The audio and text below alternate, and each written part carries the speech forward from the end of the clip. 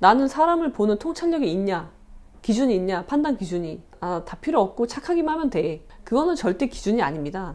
그냥 아웃이에요. 결혼 그래. 그럼 재혼은 뭐예요? 나는 이제 마이너스가 있으니까, 나 이런 약점이 있으니까 이 정도는 내가 감수해야지 결혼할 수 있지 않겠어? 재혼할 수 있지 않겠어? 그것 때문에 또 상대방을 잘못 판단하게 되는 거예요. 그걸 장애라고 생각하는 사람하고는요, 만나지 마십시오. 여러분, 그게 더 멋있는 겁니다. 법률론은 하지 마세요. 왜 법률론을 2번이나 하려고 하시는지. 내 인생을 책임지는 거는요, 나 자신이고요. 누가 대신 내 짐을 져준다? 그럼 여러분들은요, 그거에 대한 혹독한 대가를 치르셔야 됩니다. 여러분 안녕하십니까? 오늘은 즐거운 목요일입니다. 어제 이제 선거가 있었죠? 어떻게 여러분들 선거 결과에 만족하시는지 모르겠습니다. 자, 오늘은 제가 무슨 말씀을 드릴 거냐면요, 돌싱 있잖아요. 한번 갔다 온 사람들, 요즘 갔다 온 사람 많죠. 돌싱의 재혼에 대해서 말씀을 드릴 거예요. 근데 특히 이제 아이가 있는 돌싱의 재혼에 대해서 저의 지극히 개인적인 저의 의견을 말씀드릴 겁니다. 그러니까 한번 들어보십시오. 저는요, 원래 저는 저번에 영상에서도 말씀드렸지만 재혼하지 마세요 라고 말씀을 드려요. 법률로는 뭐라고요? 한 번으로 족하다. 결혼이란 제도 자체가 이미, 결혼은 제도잖아요. 결혼은 제도인데 이미 우리가 살고 있는 이 시대하고 맞지 않는 요소들이 많단 말이에요. 그래서 결혼은 제도이기 때문에 내가 선택할 문제인데, 그래 한번 했어. 법률로는 한번 했단 말이에요. 오케이, 좋아요. 근데 또 한단 말인가요? 법률로는? 법률로는 2번 할 건 아니라고 저는 생각합니다. 근데 이건 저의 개인적인 생각이니까 다른 분들도 물론 있으시겠죠. 그런 분들은 결혼을 하시면 돼요. 재혼하시면 되는데, 전제가 뭐라고 그랬어요? 재혼을 하더라도 최소한 내가 첫 번째 결혼해서 어찌됐건 실패를 했잖아요. 뭐 저는 이혼이 실패라고 생각하지 않지만 첫 번째 결혼 생활이 잘 되지 않은 이유가 무엇이었는지에 대한 고찰을 하셔야 된다는 겁니다. 그리고 나서 사람에 대한 결국은 통찰력이에요. 재혼 상대자를 고를 때도 결혼 상대자를 고를 때야 마찬가지 비중으로 사람을 판단하셔야 돼요. 뭘로? 그러니까 통찰력이 있어야 된다는 거죠. 그럼 여러분들 사람을 판단하는 기준을 갖고 계세요? 한번 여쭤볼게요. 결혼을 하시려는 분들이나 재혼을 하시려는 분들, 나는 사람을 보는 통찰력이 있냐, 기준이 있냐, 판단 기준이. 뭐 예를 들어서 결혼할 때는 다 필요 없고 착하기만 하면 돼. 그건 기준인가요? 그거는 절대 기준이 아닙니다.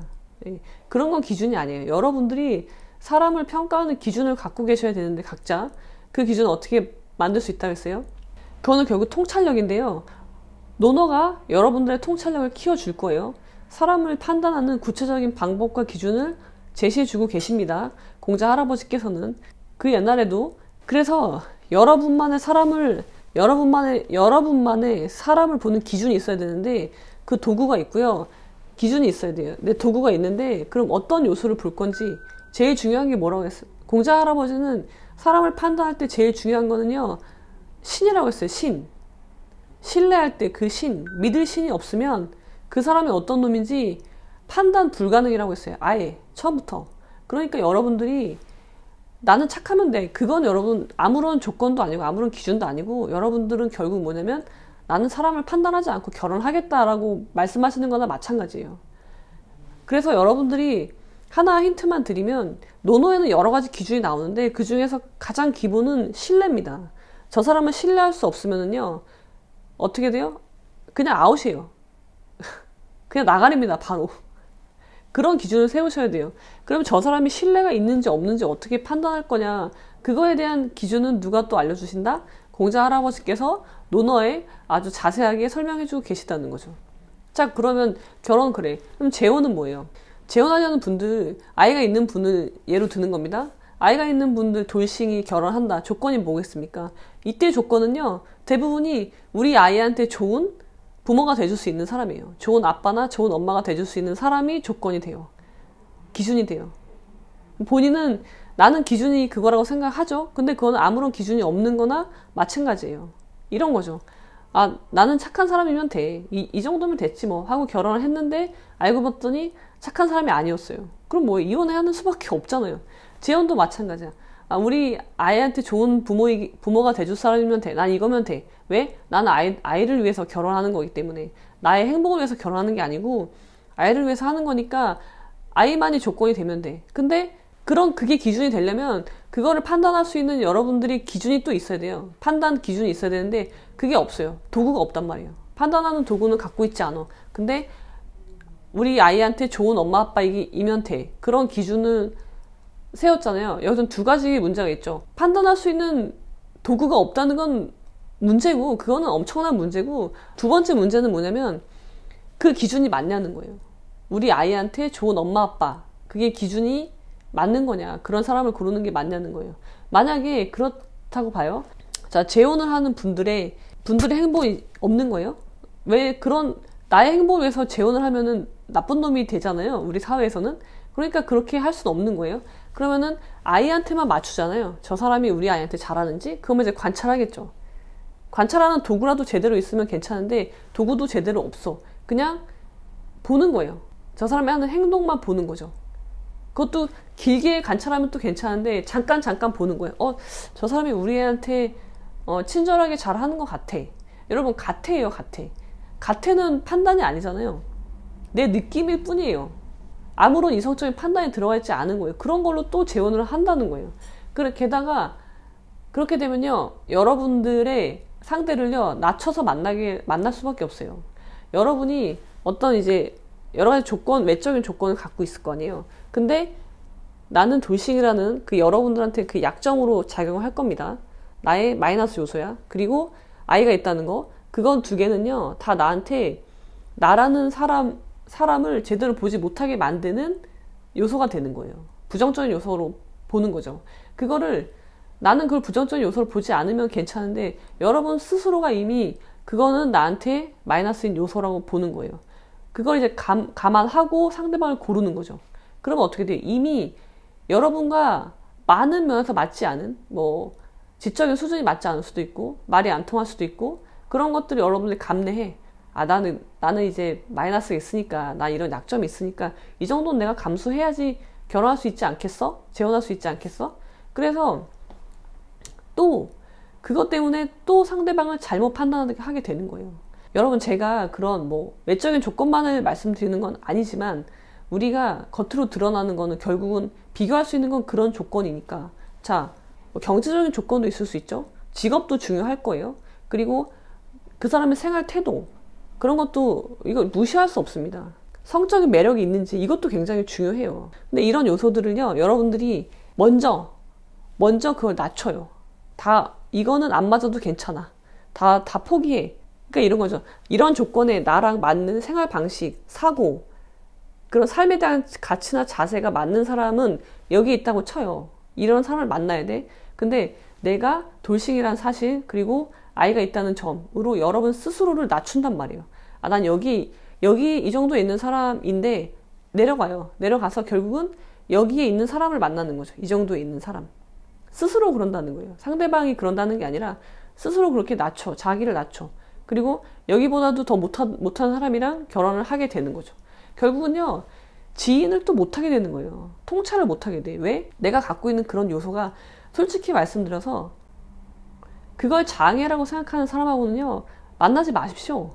가장 좋은 거는 결혼을 해서 정말 통찰력 있게 사람을 판단해서 좋은 사람, 그러니까 나랑 잘 맞는 사람이랑 결혼해서 행복한 가정을 꾸리고 하는 건 저건 최고라고 봐요. 우리 인생에서 가장 복받은 인생이라고 생각을 해요. 근데 그게 안 되잖아요. 그게 안 되면 차선은 뭡니까? 차선. 우리가 최악의 경우를 가는 건 막아야 되니까 차선은, 그러면은요 혼자 사는 거예요. 그리고 결혼을 했어, 아이도 있어, 이혼을 했어. 그러면 거기서 또 최선은 뭐겠어요? 정말 내가 한 번에 그런 사람을 잘못 본 그런 나의 과실을 인정하고 통찰력을 키워서 정말 이번엔 정말 좋은 사람을 만나서 재혼을 하는 거, 그거는 제일 좋은 거죠. 근데 그게 안 되면 뭐예요? 차선으로 가야죠. 차선은 뭐예요? 내 아이를 내가 키우면서, 물론 내가 안 키울 수도 있죠. 상대방이 키울 수도 있지만 내가 그거에 대한 양육비를 준다거나 그런 양육 의무를 다 해야 되겠죠. 그렇게 하면서 혼자 사는 거예요. 여러분, 그게 더 멋있는 겁니다. 그래서 저는요 여러분들에게 드리고 싶은 말씀은 뭐냐면, 아이가 있는 경우에 아이가 있는 돌싱 분들에게 재혼을 하지 말라고 권유해 드리는 거는, 여러분이 그런 조건으로 상대방을 잘 못 판단할 확률이 높기 때문이에요. 그래서 여러분들이 그게 나라는 사람의 마이너스가 된다고 생각하지 않은 상태가 되면 그때는 하셔도 돼요. 그때는 사람을 제대로 판단할 수 있거든요.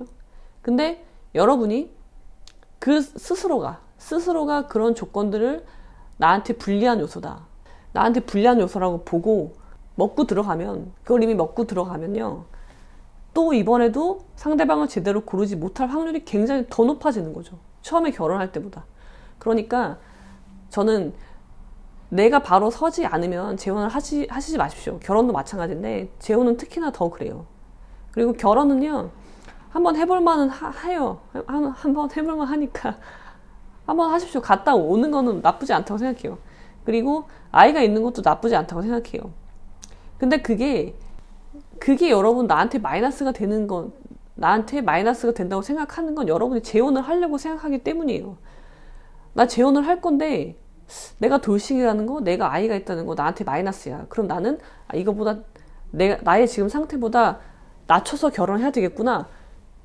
그런 생각만 없으면요, 여러분이 재혼이라는 걸 머릿속에서 떠나버리면 나를 낮춰서 볼 필요도 전혀 없고요. 내가 갖고 있는 돌싱이라는 거, 아이가 있다는 거, 그게 여러분 인생에서 여러분의 뭐 자존감을 낮추게 한다거나 그런 요소가 되지도 않아요. 근데 우리가 자꾸 재혼을 하겠다고 생각을 하니까 이게 조건으로 나한테 오는데 마이너스인 조건으로 오는 거죠. 그러니까 나는 스스로를 낮추게 되는 거예요. 왜 그러고 왜 그러고 삽니까? 왜 그게 나한테 마이너스인 요소죠?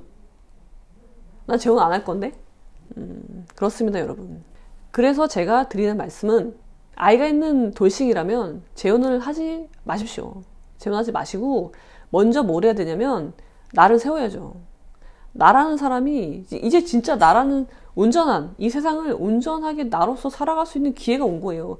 그거를 왜 또 박차입니까? 어떻게 얻은 기회인데. 재혼을 일단 생각하지 마세요. 좋은 사람이 있으면 당연히 재혼을 할 수 있죠. 근데 재혼을 하기 위해서 그걸 목적에 두지 말란 말이에요. 대부분의 사람들이 결혼이라는 걸 목적에 두기 때문에 결혼을 또 잘 못합니다. 좋은 배우자를 만나지 못해요. 판단력이, 통찰력이 문제가 생기기 때문이에요. 재혼도 여러분의 목적이 돼서는 안 돼요. 재혼은 살다가 좋은 인연이 있으면 하는 거예요. 근데 그 전에 뭘 해야 돼요? 내가 자존감 있게 먼저 내가 바로 서 있어야 돼요. 그리고 내가 아이가 있는 돌싱이라는 그런 조건으로 받아들여지지 않고, 그거에 전혀, 그건 나라는 사람을 평가절하한다거나 그런 요소가 절대 아니다. 그런 상태가 되면 그때는 재혼하셔도 됩니다. 그리고 연애를 하세요, 여러분. 연애를 많이 하십시오. 연애 많이 하시고 법률혼은 하지 마세요. 왜 법률혼을 2번이나 하려고 하시는지 전 이해가 잘 안 되는데요. 내 인생을 책임지는 거는요, 나 자신이고요. 아무도 책임져 주지 않고요. 그리고 결국은요, 결혼을 했건 안 했건 혼자 가는 거예요, 혼자. 그 인생의 짐은요, 내 짐은 내가 짊어지고 가는 겁니다. 누가 대신 짊어지어 줄 수가 없어요. 누가 대신 내 짐을 져준다? 그럼 여러분들은요, 그거에 대한 혹독한 대가를 치르셔야 됩니다. 세상에 공짜는 없다.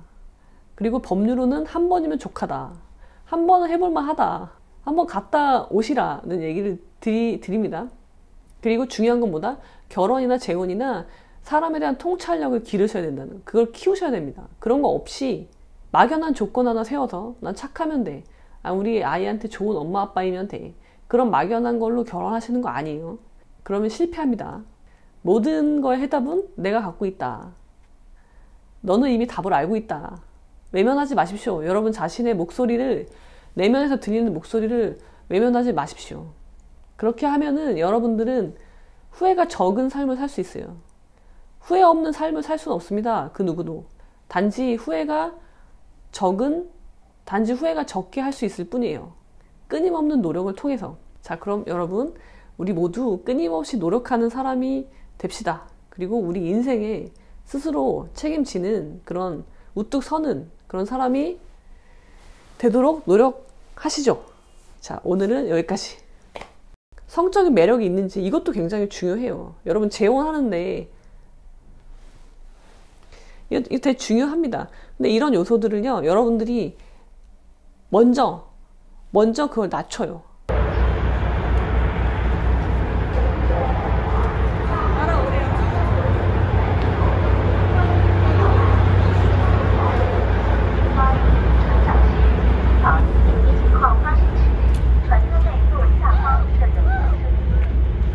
여기는 우리는 남이섬을 가고 있어요.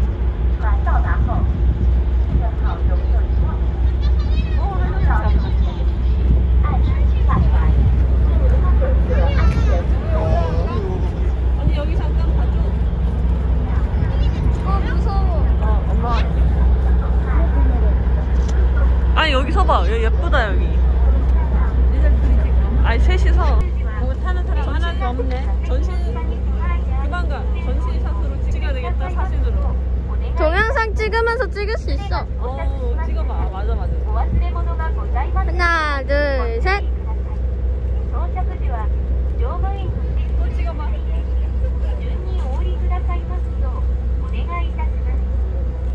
야, 하나도 없어. 저거 타는 사람. 몰랐더니. 아 너무 비싸서 그래.